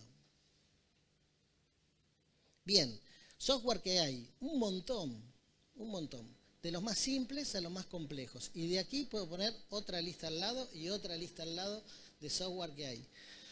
Y van a lograr diferentes elementos, ¿sí? Algo que tenemos que tener en cuenta. Ahí viene uno de los problemas. ¿Podemos usar dos métodos y que los dos métodos digan lo mismo? Bueno, hay que validarlos. Y la única manera de validarlos es configurándolo a los dos para saber qué diferencias tengo en lo que estoy viendo. Y eso no se hace siempre. Para ser más profundo tengo que tener controles sanos. Y esto es fundamental porque la máquina tiene que poder discernir si es patológico o no. Y esto es fundamental, ¿sí? Y lo otro que pasa es lo siguiente. Yo le hago una resonancia acá. Eso no pasa a nosotros. Hago una resonancia acá y le hago una resonancia allá. ¿Puede la máquina hacerlo conjunta? ¿Puede darnos estos datos de diferencia?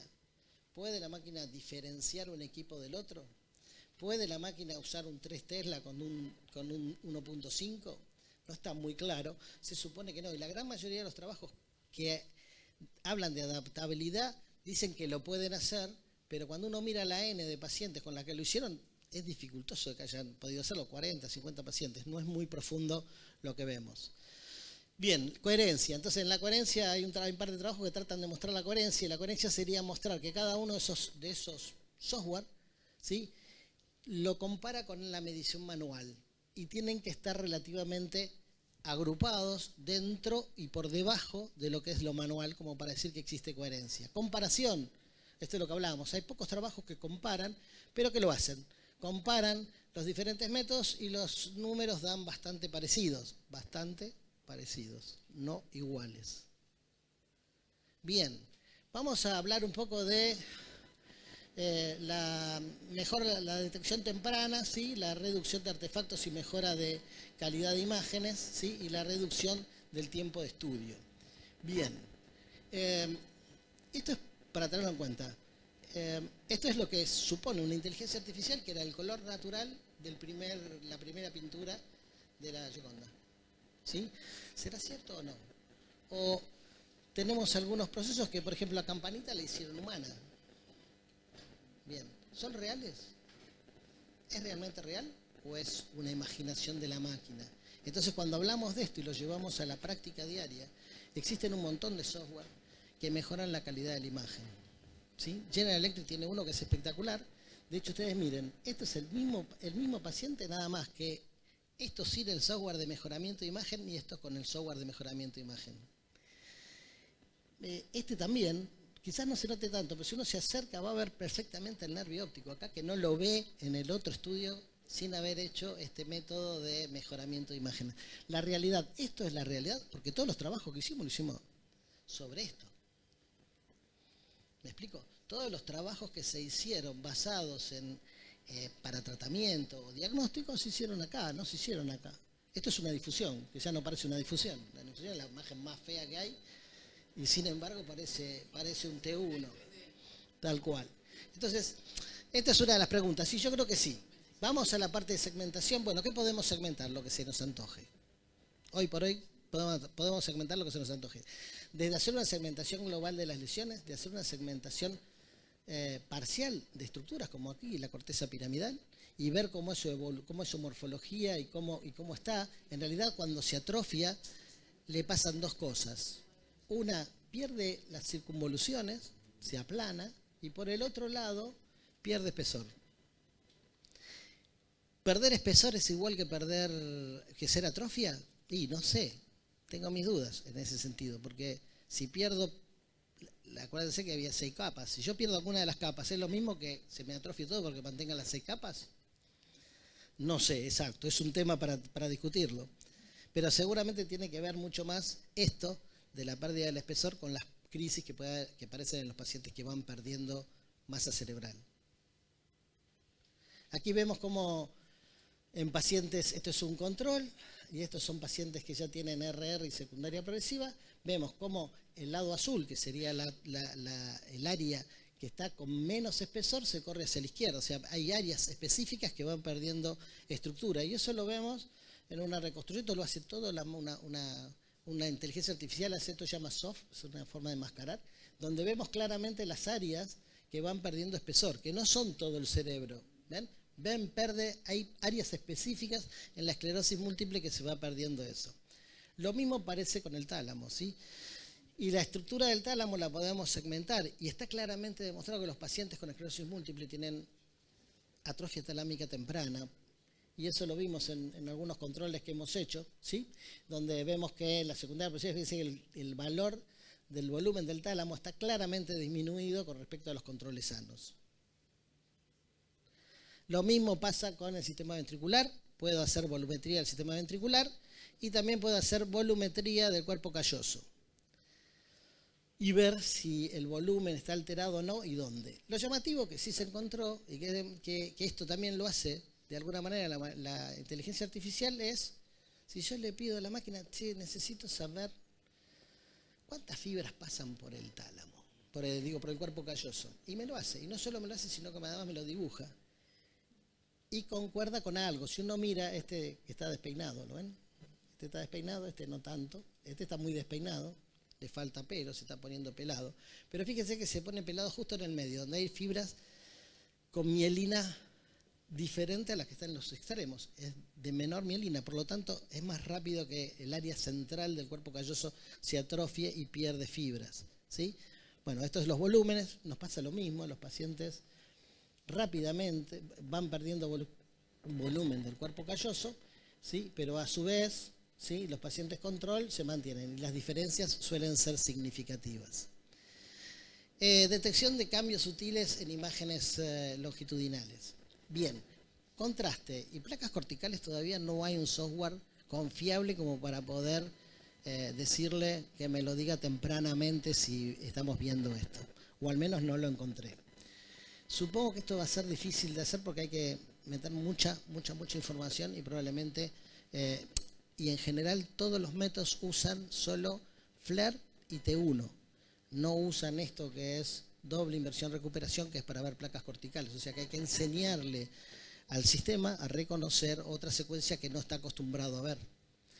Y esto es la segmentación de sustancia blanca de lesiones. Nosotros podemos pedir al sistema que nos muestre cómo reconstruye las imágenes. Y a ver si arranca. Arranca. ¿Arranca o no arranca? Eso es es viejo eso también, ¿eh? Es viejo. En fútbol, ¿sí? ¿Arranca o no arranca? Bujía Hetcher. Radio Rivadavia. Los de Boca. Bien, y ahí vamos viendo cómo el sistema reconstruye todas las lesiones, y si nosotros hacemos una comparación volumétrica, vemos que exactamente corresponde al lugar donde está, ¿sí? Y las vemos en 3 dimensiones, y esto además lo cuantifica, lo puede sumar y nos puede decir exactamente cuál es el volumen total de esa lesión, ¿sí? Bien, ahí volvemos, y tiempo después, si no me equivoco, estamos viendo las imágenes. Hacemos un segundo estudio. Le dimos otro color. Eso está buenísimo también. Le podemos dar el color que queremos. Es lo más interesante, lo más lindo. Bien, le hicimos esto. Esperamos que lo haga. Volvemos a ver esto. Y después podemos usarlo en la misma situación, en el mismo espacio capa, que es esto. En el mismo espacio K. Ese es el gran problema de los diferentes equipos, que logremos usar un espacio determinado y sumamos las lesiones. Y oh sorpresa, vamos a ver que la gran mayoría de las lesiones variaron. Algunas se achicaron, otras se agrandaron, otras se sumaron. Y esto no lo puede, el ojo humano es muy difícil que lo pueda evaluar, ¿sí? Se ponen naranjitas, pero algunas, mirá, aquí tenés amarillo puro y aquí rojo puro, ¿lo ven? O sea que esa variación nosotros no la vemos con nuestro ojo y sí la ve el sistema. Acá les muestro otra porque esta es más linda. Esta es más linda porque parece un dinosaurio. ¿Cómo hacemos para ver si hay acá una placa nueva?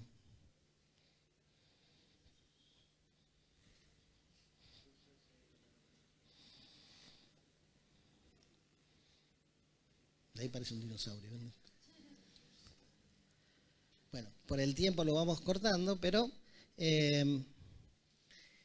podemos comparar y ver cómo va variando las lesiones dentro del cerebro. Esto hacerlo con el ojo humano es imposible y de eso lo podemos cuantificar. Y de hecho, fíjense, nos llevamos a sorpresa porque en este caso el volumen decreció, empezó con el tratamiento, ¿sí? Decreció el volumen, después volvió a crecer. Esto nos permite evaluar progresivamente y ver cómo son las curvas, pero tarde o temprano las curvas siempre son ascendentes. Nos permite ver conectividad, lo que hablábamos antes. Fíjense el cuerpo calloso relacionado con el volumen lesional de este paciente. Significativamente el cuerpo calloso ya casi está pelado, y seguramente el paciente tiene trastornos cognitivos. Lo mismo pasa con el tálamo. Y quizás no sea necesario ver las fibras que salen del tálamo, porque si sabemos que el tálamo se atrofió, seguramente su conectividad está alterada. Esto lo vemos con la corteza piramidal. Fíjense, paciente sano y paciente con esclerosis múltiple, como las fibras. O sea, esto hacemos la corteza, hacemos un funcional y después le pedimos que nos diga la cantidad de fibras que tiene cada área y eso nos va a dar. Todo esto es inteligencia artificial.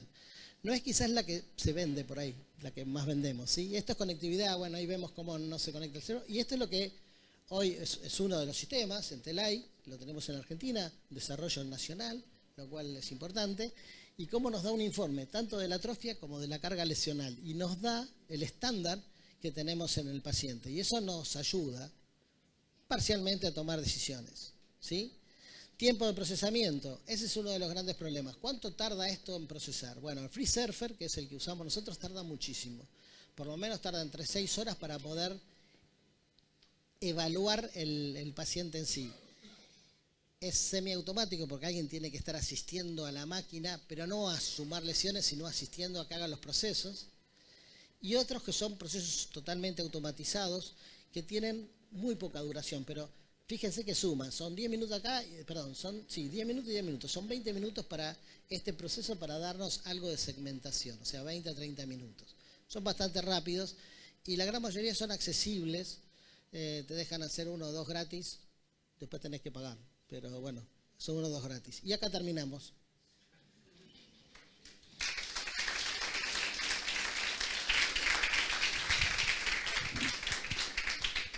Bueno, muchísimas gracias, Daniel.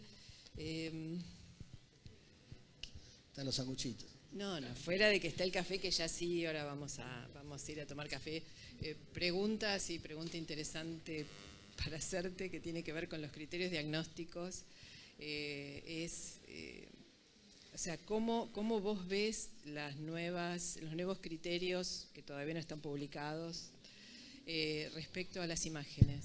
Bueno, tenemos, los nuevos criterios, volvemos a lo mismo, un poco la pregunta que yo le hice a Jorge. Dice muy claro que tenemos que saber ver una resonancia para utilizar los nuevos criterios. Hay que saberlo bien. Saberlo bien implica que tenemos que reconocer las lesiones típicas de la esclerosis múltiple. No podemos hacer diagnóstico de esclerosis múltiple sin una lesión típica. Dentro de las lesiones típicas, las que van a describir son unas cuantas. Por ejemplo, la del nervio óptico, que la más básica, que es mayor de 3 milímetros, transversal al eje mayor del encéfalo, que esa es la que generalmente lleva la vena central. Y que es lógico, porque el epitelio venoso es el que permite sacar los linfocitos. Entonces es muy probable que la placa esté muy pegada a la estructura venosa, ¿sí? No aparece en la arterial, porque sería ilógico que se pegara a lo arterial, es a lo venoso. No hay un software específico que yo me haya encontrado sobre la vena central. Probablemente aparezca, no va a ser muy difícil porque solamente hay que alimentar a una máquina para que aprenda a verlo. Lo va a tener que aprender a ver no solo en el eje transversal, en esas placas, sino también en el eje axial, ¿sí? Porque también vemos la vena central en el eje axial. Si uno agarra la placa redonda, cuando la corto así, veo la vena central bien metida adentro. Eso, si ya hicieron todo esto, es probable que vayan a desarrollar un software específico para eso, y nos va a ayudar, porque el ojo humano no siempre ve estas pequeñas cosas, y si tenemos que ver pocas lesiones, tenemos que ver dónde están las lesiones y después verlas si esas lesiones corresponden específicamente a lo que pensamos que es una enfermedad demisante. Por eso creo que el neuroradiólogo todavía no tiene vía, va a tener un tiempo porque esto lo va a seguir analizando. Como dijo Jorge, cada vez hacemos lo mismo, así estamos bajando especificidad para aumentar la sensibilidad, y ahí es donde empezamos en la vida real a cometer errores diagnósticos, que es algo que no deberíamos cometer. No sé si eso es lo que querías que... Bien. Y si no, también. ¿Preguntas? Y si no, también. ¿Preguntas? Bueno. ¿Quiere preguntar algo más? Hola, sí. ¿Quieren Hola. Hola, café, hola, por hola. supuesto. Vamos a hacer así, vamos a hacer un corte. Hola, hola. Un cafecito, vamos a dejar, tratemos de 1:30, empezamos de nuevo, empezamos con 15 minutos de retraso, así que vamos bien. ¿Está preparado el café, doctora Páez?